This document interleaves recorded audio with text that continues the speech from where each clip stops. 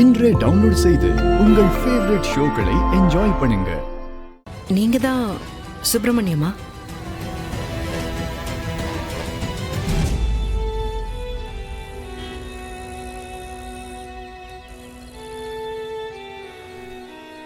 ஐயா, நீங்க தான்? ஆமாம்மா,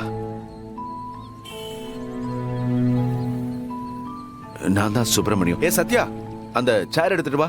மாப்பிள்ளையும் பொண்ணு வந்திருக்காங்க, சீக்கிரம் வா. சேர் எடுத்து போடுவா. நான் ஏதோ ஓ மாப்பிள்ளையும் பொண்ணு வந்த மாதிரி பேசினுக்கிறா. யாரு மேடம் இது? என்ன மாதிரி திமிர நக்கலா பேசிட்டு இருக்காப்ல? நான் சொன்னேன்ல பார்ட் 2ன்னு. ஓ, தம்பிக்கு எந்த ஊரு? ஏன் அண்ணன் எதுவும் பொண்ணுங்கன்னு பார்க்க போறியா? இல்ல அங்க வந்து பொண்ணு எடுக்கலான்னு பாக்குறேன், தெரியா? விடுங்க. நீங்க ஒன்றும் தப்பா எடுத்துக்காதீங்க. சத்யா இப்போ இப்படிதான் பேசுவான். நீ முதல்ல உட்காருமா, குடிக்கிறதுக்கு ஏதாவது வாங்கிட்டு வரவா? தியா பாப்பா எப்படிமா இருக்கா?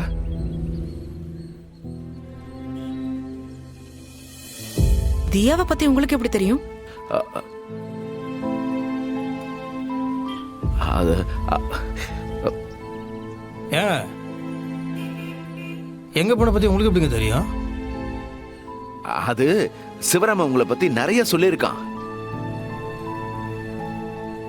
அதுதான் கேட்டேன். ஐயா, நாங்க இங்க உட்கார்ந்து கதை பேச வரல.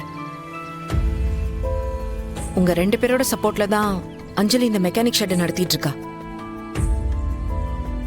அவ இப்ப இருக்கிற நிலைமையில அவ இந்த கராஜை நடத்த வேண்டாம். அது அவ உடம்புக்கும் நல்லதில்லை. அதனால நாங்க இந்த மெக்கானிக் ஷெட்டை மூடணும்னு முடிவு பண்ணிருக்கோம். இங்க பாருமா, அந்த வண்டி ரெடி ஆயிடுச்சு. இந்த வண்டி கேஸ்ல தான் அத வேலை. அத பாக்குறேன். வெட்டியா பேசாம வேலையை பாரு. பேசு. அம்மா யாருன்னா வந்தா பேசினே இருக்குது. பெருசு வேலையை பாரா. வெளியே இருந்து வந்து எங்களுக்கு மரியாதை இல்லை, உள்ள இருக்க உங்களுக்கு மரியாதை இல்லையா? மரியாதைலாம் பார்த்தா வண்டியை நாட்டுக்கு டெலிவரி கொடுக்க முடியாது. பெருசே வேலையை பாரு. நீங்க எதுவும் இதை பெருசா எடுத்துக்காதீங்க. அப்படித்தான் ஏதாவது பேசி. அதெல்லாம் ஒண்ணு இல்லைங்க.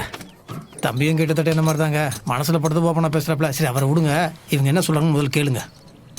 இல்லம்மா, அஞ்சலி இதை ரொம்ப விருப்பப்பட்டு செய்யுது. அப்படி இருக்கும்போது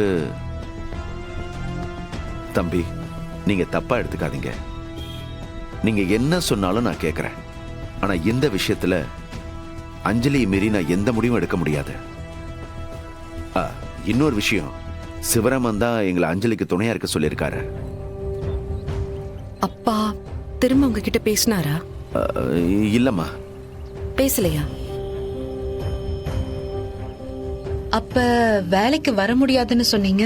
ஏன் திரும்ப பேசல? எங்க யார் பத்தியும் விசாரிக்கலையா? வேலையை தவிர வேற எதுவுமே சொல்லலையா?